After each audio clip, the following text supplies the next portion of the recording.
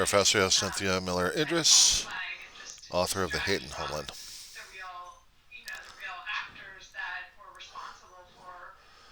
CNN.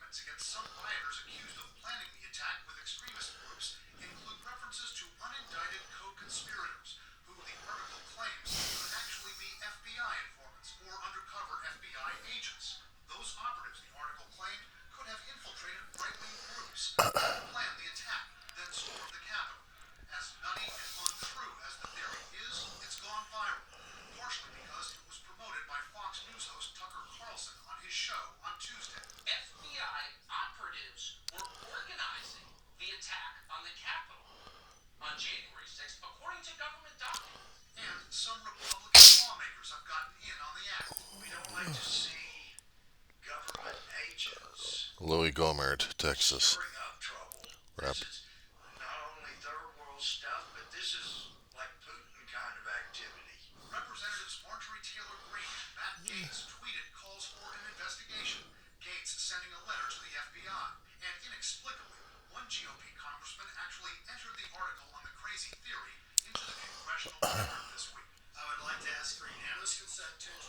Paul Gossard, Arizona.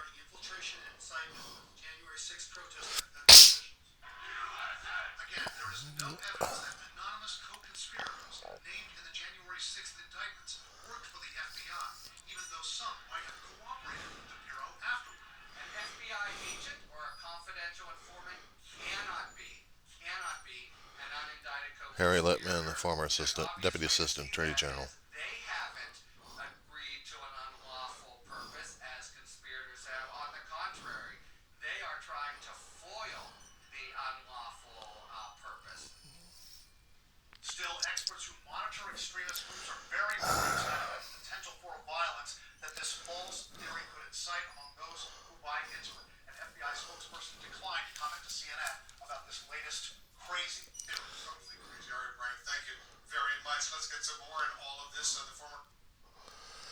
Okay, now they're going into commentary mode.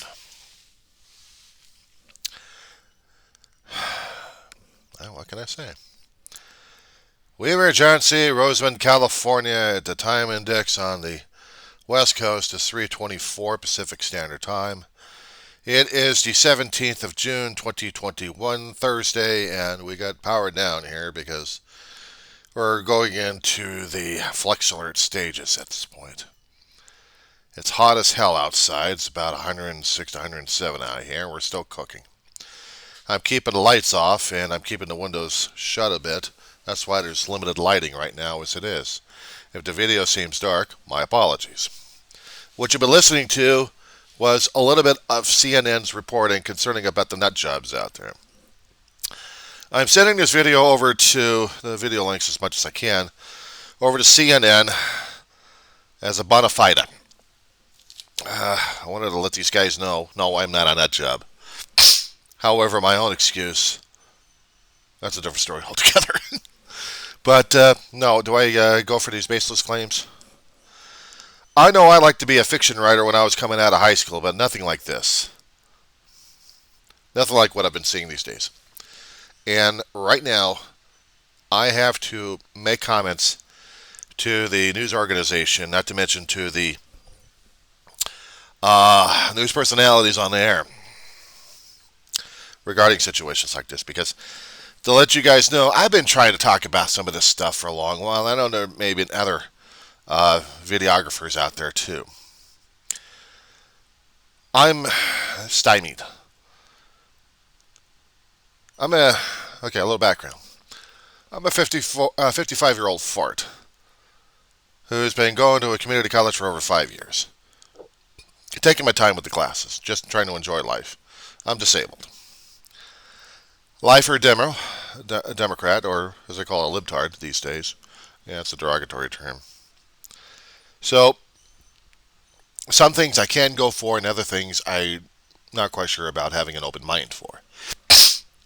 I've listened sometimes to the full extent of what some of these on-air personalities have been saying without trying to use my gag muscles very much. Because the rest of the time, I'm like, okay, time to turn this guy off because he's really warping my brain. He's putting me to sleep. He's worse than Sominex. Listening to conspiracy nut jobs like Tucker Carlson is just as bad as listening to, I'm not going to say the great, I'm just going to say, thank God departed, Limbaugh. And his braggadocious for over, 30 to 40 frickin' years. I've heard stories about some of these personalities that if you don't get on Fox News or a certain conservative area, you're not going to get into the conservative market to get your own brand of insanity published. My own personal take on some of this stuff anyway. Another thing for the background is, no, I don't have any letters from colleges or universities. I've observed a hell of a lot of stuff, lived through a lot of stuff, and I never thought I'd be living to see this kind of insanity going on and the repercussions. But then again, I should have expected it in the first place. When we kept talking about it in the last 4 to 5 years about the country going through division and derision left and right, and then we had splits arming up left and right. I did say arming up, didn't I? We armed up with words. Some of us on different ends have armed up with weapons. And I'm not going to say that there have been good people on both sides or bad people on both sides. We got screwed up people on all sides. But how you look at the whole situation is depending upon your own mental state at this point over here. And when you're dealing with a conspiracy nut job who thinks that the riots were just a small amount of people wanting to demonstrate peacefully of the democratic process or try to show their support, egged on by the former president trying to tell the people, we must show support to our Constitution of the United States. We must show how this works. No, they're saying, get over there! Just get over there! Let them know. And then the sub-lieutenants are saying, yeah, we gotta do this, we gotta do that, we gotta do... And the next thing I know is I'm watching on the news of pure civil war happening on the Capitol steps. It was bad enough we had the Civil War back in the 1860s. And we thought we had good enough reasons to fight on both sides. I tried to understand history. I tried to understand local history of my town, my state, my country, and the world. It's not that easy.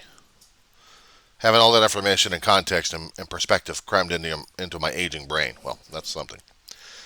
But also living through some of the experiences to give me a little bit more perspective, a little bit more of a viewpoint of the situation here. Mr. Blitzer, if I'm going to address this to you specifically, I have no Sam Hill idea what the Sam Hill's going on. I remember back in the 80s, or actually in the 90s, when you came out and you're doing your first news interviews and you're doing your first news broadcast. And remember the Iraq War coming out there when all of its glory. Oh my God. I didn't think we were actually going to be able to get through that damn nightmare in the first place. Then the shootings happen, the bombings happen. The World Trade Center, the death, the conspiracies, the hatred, the anger. I'm seeing the country unraveled, unzippered, I should say it. Sides splitting apart. And really haven't found a way to zipper us back up as a country. Because we are so out of it. And we're polarized more and more. And in watching the news organizations trying to cover different aspects of what's going on these days,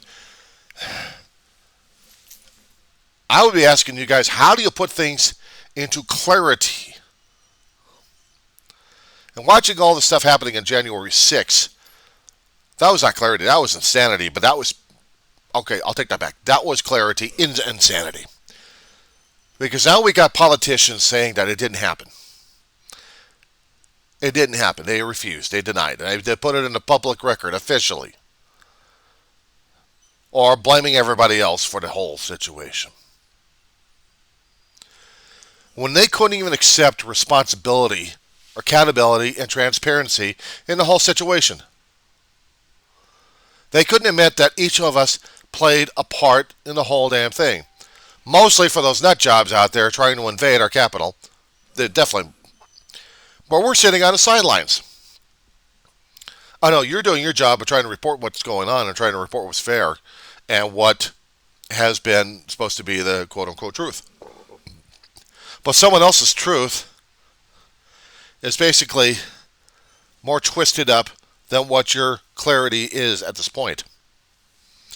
Mainly, you're dealing with a nut job, this quote-unquote Q, who's telling everybody what to think.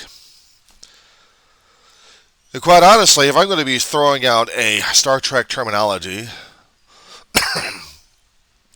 they're all Borg.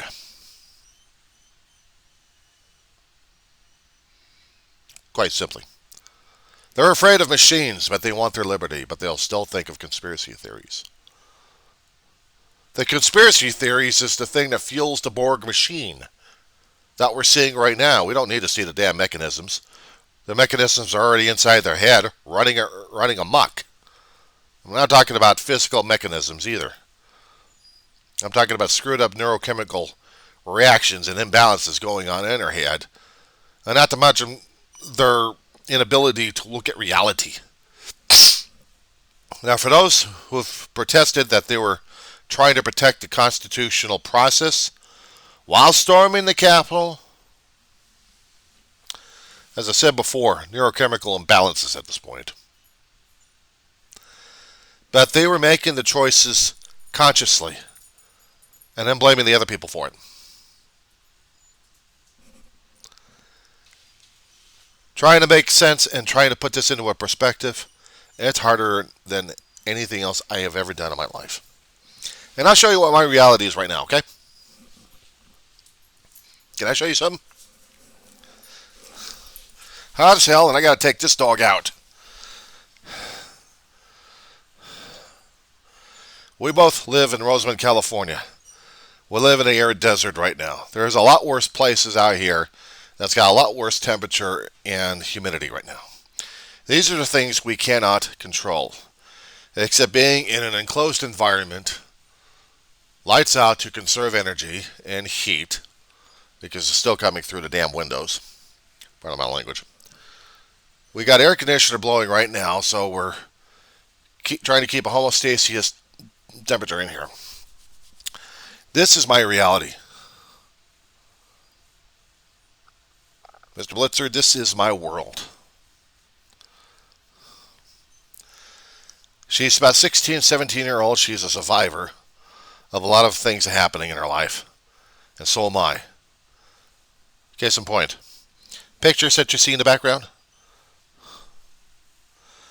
My departed mother and my departed brother all within the past 10 years. I'm disabled because I had a worker comp injury happen to me. You try having a tire fall on your damn face. See how you feel afterwards. Drives your back and neck and everything else goes. When they die, everything else went. So now I'm trying to deal and cope with life. My emotional support, but also my last family member close enough to me. And what scares the hell out of me outside is more of a reality than what those nut jobs I'm seeing on the screen are doing. I deal with fire weather. And right now, it seems like I'm smelling smoke outside. Somebody's having a barbecue or else we're having a fire outside. So I'm going to take a look, see what's going on. I will send another video link over to you guys when I can. I live right next to Edwards Air Force Base, just to let you know. Not on the base, but right next to it. If you blink, you'll miss the town.